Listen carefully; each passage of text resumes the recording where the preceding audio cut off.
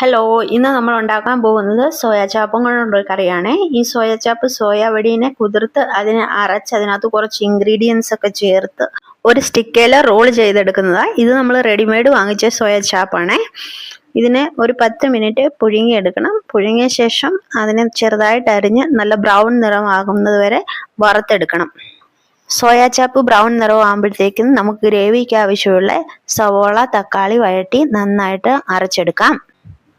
Brown നിറമായ soya chop കോരി മാറ്റിയ ശേഷം ചട്ടിക്കകത്ത് കുറച്ച് എണ്ണ ഒഴിച്ച് അതിലേക്ക് 2 ഉണക്കമുളകും കുറച്ച് വെളുത്തുള്ളി ഇഞ്ചി പേസ്റ്റ് നമ്മൾ അരച്ച് വെച്ച ഗ്രേവിയും കൂടി ഇട്ട് നന്നായിട്ട് വഴറ്റി യോജിപ്പിക്കുക. അതിലേക്ക് കുറച്ച് ഉപ്പ്, മുളക് പൊടി, മല്ലിപ്പൊടി, മഞ്ഞൾപ്പൊടി, ഗരം മസാല ഇട്ട് നന്നായിട്ട് ഇളക്കി യോജിപ്പിക്കുക. കുറച്ചൊന്ന് വെന്ത് വരുന്ന സമയത്ത് അതിലേക്ക് 2 സ്പൂൺ തൈരും ആവശ്യത്തിനുള്ള വെള്ളം ഒഴിച്ച് നന്നായിട്ട് യോജിപ്പിച്ച ശേഷം തിളപ്പിക്കുക. തിളച്ച് വരുന്ന ഗ്രേവിയിലേക്ക് സോയാ ചാപ്പും മല്ലിയിലയും ഇട്ട് എടുക്കുക.